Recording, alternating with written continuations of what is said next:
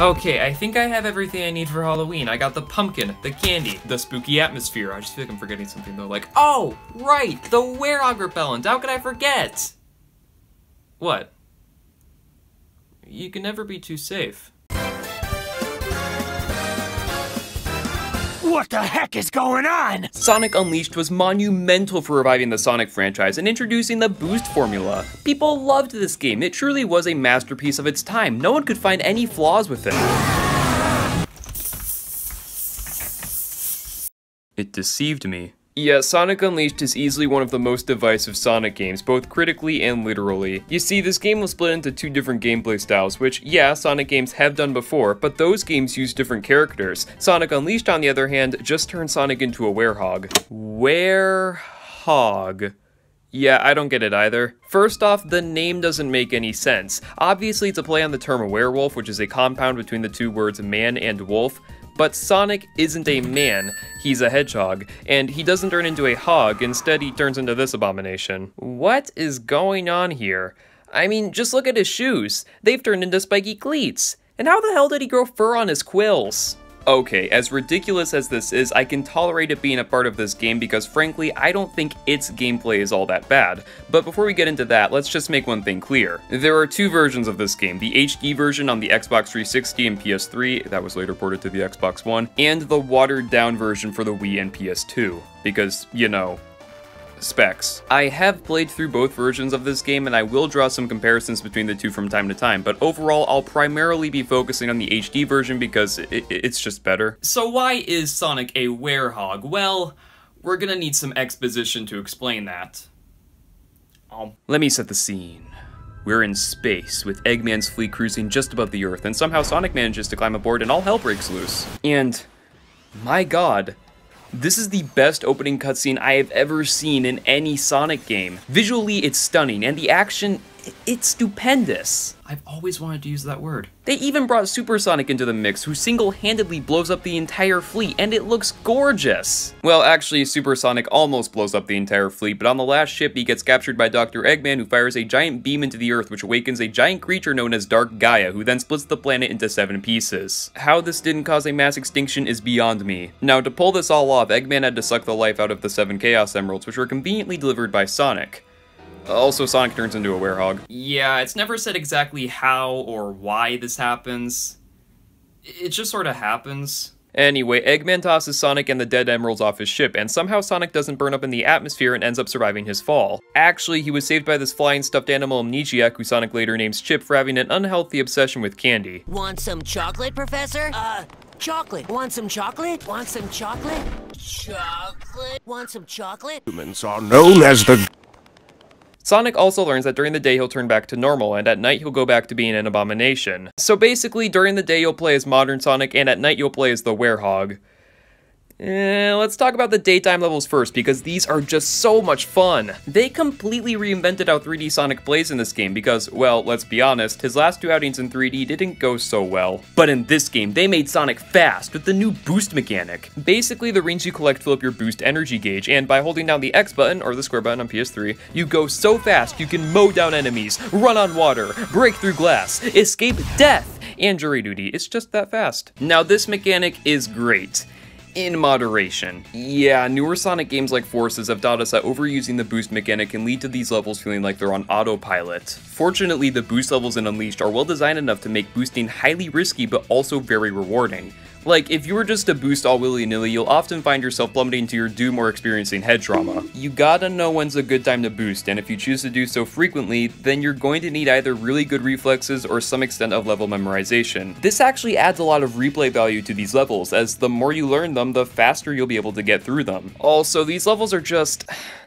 they're just really fun to play. They're very exhilarating, and Sonic controls surprisingly well at high speed, but not in slower sections, and those he controls like a bar of soap. Anyway, the homing attack returns once again, but this time it's mapped to the X button instead of the jump button. Now the problem with this is that the X button is also home to the boost button, meaning if you're not locked onto an enemy when you press it, you're gonna go flying. Thankfully this was fixed in Sonic Generations, which just makes going back and forth between these two games really confusing. Sonic can also wall jump, stomp, and use the lightspeed dash, but you have to unlock these abilities before you can use them, which, although it is kinda lame, it does add more replay value to these stages as they often allow you to take alternate paths. The game also has an XP system allowing you to upgrade Sonic's abilities as you progress. This is cool and all, but it feels a little out of place in a Sonic game, as these games have always been more about skill than grinding.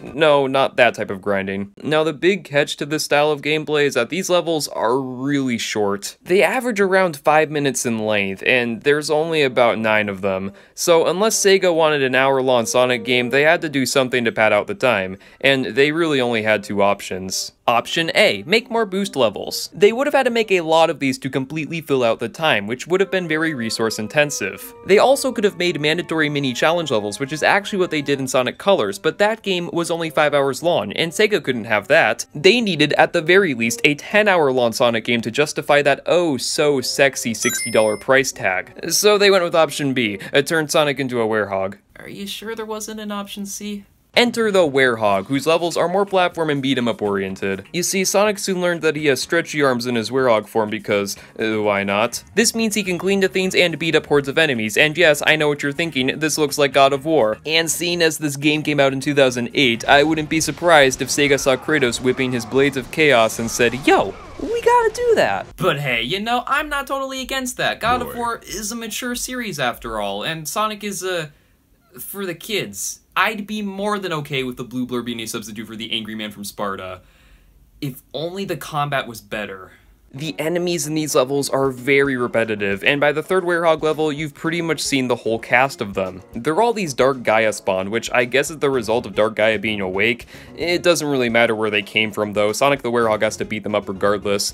The purple wall says so. Now the combat is okay. It's nothing too special, it's just really repetitive. There are combos you can pull off, but I often found myself just mashing the X and Y buttons until I won, which again, got really repetitive. Hell, even the music that plays during these fights got repetitive. There's only one track, and it plays every time you encounter an enemy, which, guess what, happens a lot.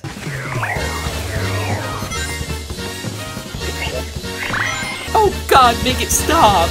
Along with combat, the Werehog is also a platformer, and I use that term loosely. It mostly just grabs on the ledges and swings itself from pole to pole, so not only is this thing ripping off God of War, but it's also ripping off Uncharted.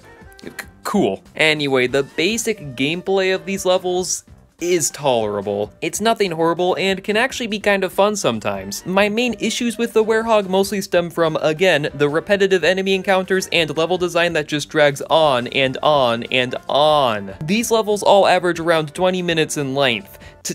20. And the funny thing is that these are probably about the same size as the daytime levels, but since Werehog Sonic moves a lot slower than normal Sonic, they take a lot longer to complete. Yeah, that's another problem people have with the Werehog. It's slow. It's not Sonic, which I'm getting kinda sick of hearing. Of course it's not Sonic. It was never meant to be Sonic. The Werehog is a completely different beast. No pun intended. If Sega had just used someone like Knuckles instead of this abomination, then I think the Sonic fanbase would have been a lot more accepting of this change of pace. In fact, someone in the community did actually make a mod for this game that makes Knuckles the main playable character instead of Sonic, and I gotta say, it's pretty good. They also played around with a lot of the other character models too, which resulted in some pretty funny changes, like Chip being a cannibal. And with that, let's segue into the rest of the story.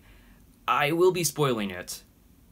The game is 12 years old. So Sonic and Chip go to the local town where they try to find someone who knows what the hell this thing is. They're pretty unsuccessful, but they do run into Tails, who tells them they should go to Spagonia and consult Professor Pickle, who specializes in dark Gaiaology or something. I don't really know. He may be a cannibal too. He's eating cucumbers. They take the Tornado 1, which is actually the Tornado 3, but numbers suck anyway, so let's stop using them. The gang runs into Eggman and we enter Tornado level number A. You just gotta intercept the incoming missiles by pressing the corresponding buttons, and soon enough the egg cauldron goes sinking down, much to Eggman's dismay. This level is complete padding, and this is evident by it not being included in the Wii and PS2 version of this game. Anyway, Sonic, Tails, and Chip arrive in Spagonia only to find the professor missing.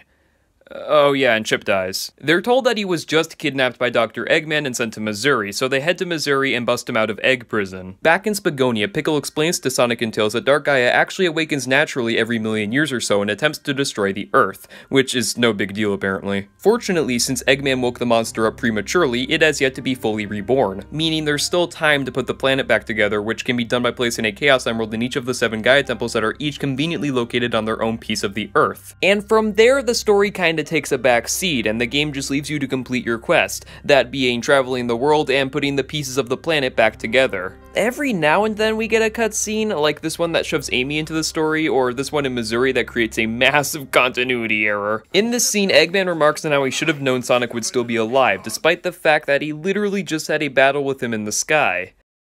Oops. Yeah, it really makes you wonder why they included this level in the HD version, doesn't it? Anyway, can we talk about this game's world building? Because my god, does this game have some excellent world building. You see, each location in this game has its own hub world that you have to traverse through in order to get to the levels, and while this does kind of slow down the game a little bit, it's easily forgiven by the loads of culture that oozes from each hub world. I really like how each locale is themed after a real-world location, such as Missouri being Africa, Chun'an being China, and Spagonia being a mix of Italy and France. Also, for some reason, Empire City, the location that's supposed to resemble the US, has some really bad frame rate issues in its hub world. I don't know, maybe our internet just sucks here or something. Not only are these hub worlds excellently themed, but they're also populated with unique NPCs that each have their own backstory, and they're great. I didn't really look into them that much, but I'm glad they're here. It shows that the developers really put a lot of thought and care into this game's world, unlike the newer ones. Also, Sega absolutely nailed the character designs in this game. Humans have always looked very out of place in Sonic games, but here they fit right in. This is all because Sega went for a more Disney-esque human design, which looks great. It's a shame Sega hasn't put humans in a Sonic game since. I mean, besides Eggman. They really had something going here, but they threw it all away in forces and made everyone an animal. Again, except Eggman. Why not make a new game in this style, like, you know, Adventure 3? Oh no. I'm turning into a Sonic fanboy. Let's continue with the story. So after restoring the 6th Chaos Emerald, Chip suddenly remembers that he is in fact Light Gaia, the polar opposite of Dark Gaia. Yeah, you see, Dark Gaia is this big lizard dude, and Light Gaia is not. So that's cool. The two go to the last Gaia temple, which is buried underneath Eggman Land. Yeah, this whole time Olegi has been harnessing the power of Dark Gaia to construct his own theme park, which for some reason doesn't have any people in it. Same thing happens in Colors too. Eggman. Advertise. Anyway, oh my god, this level sucks. It has this gimmick where you have to swap back and forth between Werehog Sonic and normal Sonic, which I actually think is a pretty cool concept. My problem with this level is that it's long. Stupid long. It took me almost 50 minutes to complete it. And it's not easy too. This is the last level in the game. It's gonna throw everything it's got at you. Thankfully, it's very generous with checkpoints, so I was able to beat this run-on sentence of a level and put the last emerald in the Gaia temple. Upon exiting the temple, Eggman appears ready to debut his new Egg Dragoon. I remember when this boss fight wasn't as overused as Green Hill Zone. Anyway, this fight's pretty easy. During the battle, we sink to the Earth's core, where, guess what? Dark Gaia lives. The Fiend smacks Eggman to Timbuktu and rips the Werehog straight out of Sonic. I almost don't want to fight this thing. It's easily the nicest villain I've ever met. Hey, why is the Power Rangers theme playing? Oh my god, Chip turned into a robot. So, Chip summons the 7 Gaia temples from all across the world and forms a Megazord. I wish I could make this up. Anyway, this boss fight really sucks, not gonna lie. You play as the Gaia Colossus, and you have to slowly glide over to Dark Gaia while avoiding these giant rocks that he slowly hurls over to you. The controls are really clunky, and it kind of becomes a crapshoot on whether or not you'll get hit as you get closer and closer to Dark Gaia. And when you do get close to him, the game just gives you some button prompts for throwing punches. Very riveting. After that, Dark Gaia tries to hug you and you switch over to playing as Sonic. Under a strict time limit, Sonic must navigate his way through the Gaia Colossus and do a homing attack on one of Dark Gaia's weak spots, that being one of his eyes. He has 3 of them, which means you have to rinse and repeat this whole process 3 times. And after that is finally over, Dark Gaia evolves into Perfect Dark Gaia, complete with green blood that gives this game its E10 rating. Then Sonic finally harnesses the power of the Chaos Emeralds and goes super. And all you get to do as him is bash your head against these tentacles that form Dark Gaia's shield. Once you've broken the shield, you just have to perform some more button prompts to finish him off. These attacks inflict so much pain into Dark Gaia that he is left in a state of shock as Super Sonic slowly glides over and stabs him directly through the eye. Bit of a weak fight, to be honest. In fact, it kind of feels unfinished. I don't know, something about this fight feels really janky to me. Now, it could be the butt-ugly textures or supersonic clipping through Dark Gaia's fingernails that make me feel this way, but in the end, I think it really boils down to me having my expectations for this fight way too high going into it. Dark Gaia was seen as a formidable threat throughout this entire game, yet he's beaten by mashing the X button 60 times. Now, the Wii and PS2 version has a completely different fight, where Supersonic actually gets to be Supersonic, and instead of this lame gameplay as the Megazord, you get to play Punch-Out. I really wish they put this fight in the HD version instead of this. Anyway, Dark Gaia goes back to sleep, and so does Chip, who says goodbye and chucks Sonic back up to the surface. Sonic then puts on a bracelet to remember Chip by that we never see again in any future Sonic game, and roll credits. So, this story... well, I wouldn't turn it into a novel or anything, that's for sure. It gets the job done, it gives Sonic an excuse to travel the world, and despite there being some weird inconsistencies, I think this story fits this game's scope pretty well. Even though the more I think about this plot, the more stupid it sounds to me. It's a Sonic story, who cares? This is actually the last time a Sonic game really attempted to have a big, cinematic, and somewhat dark story. I feel like the future games are just puppet shows in comparison. Also, can we talk about the fact that this game is 12 years old and is still the best looking Sonic game we have? I mean, don't get me wrong, this game looks gorgeous, but you'd think with newer hardware, Sega would have made Forces look a little prettier than this. However, these graphics come at a price, that being the frame rate and the possibility of your 360 catching on fire. Oh, crap.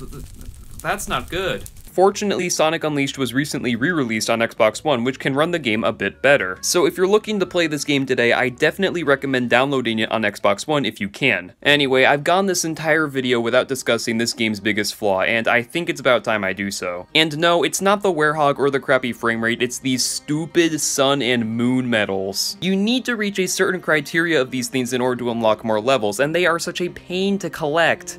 As Modern Sonic, they're a piece of cake for the Werehog though. Modern Sonic is just way too fast to be a collectathon. Why did they think putting mandatory collectibles in these levels was a good idea? Most of the time, I just end up completely missing these things. The Wii and PS2 version, on the other hand, doesn't make you collect these things. Instead, you're awarded them at the end of each level depending on how well you did. This is a way better system, as part of the fun of the daytime levels is seeing how fast and how well you can beat them. It's a shame the Wii and PS2 levels just aren't as good as the HD levels in my opinion. But overall, I like Sonic Unleashed, although I will admit it is very flawed. The Werehog levels, medal collecting, Eggman Land, yeah, these things aren't that good, but they're not horrible either. At their worst, they're just okay. I mean, except Eggman Land. This level took 50 minutes of my life away from me, and I hope it gets hit by a train because of that. But despite these issues, this game did a lot of things right that I think deserves more recognition. It introduced the boost formula, which people either love or hate depending on what game they've played. Sonic Unleashed got it pretty spot on in my opinion, or at least it did it a lot better than Colors and Forces. I mean, when you compare these two together, you can clearly see which one is more imaginative. I mean, this one literally has you sledding down the back of a whale. And I've said it before and I'll say it again. This game, for the most part, looks absolutely gorgeous, both visually and art style-wise. No other Sonic game has been able to top it. And do I even have to mention the music? It's a Sonic game, of course it's good. I just love how it goes from being super fast and energetic in the daytime levels to being a catchy, smooth jazz at night. The amount of detail and love put into this game amazes me too, especially by Sonic game standards. Nowadays we get Sonic games that just feel cheap and lazy in my opinion. Like, why are we getting this baldy nose hair instead of this?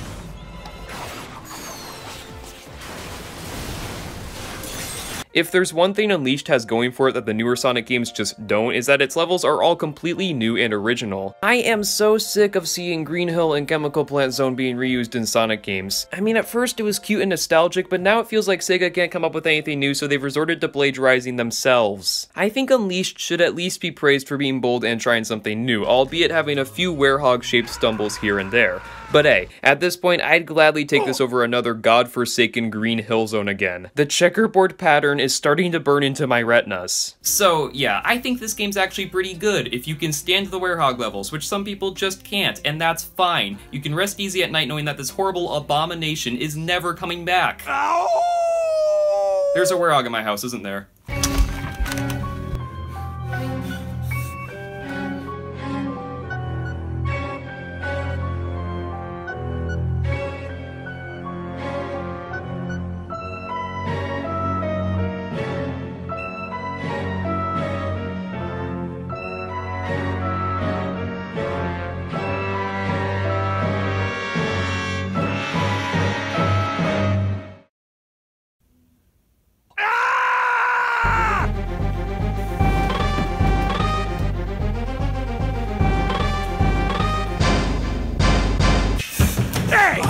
the werehog got into my trash.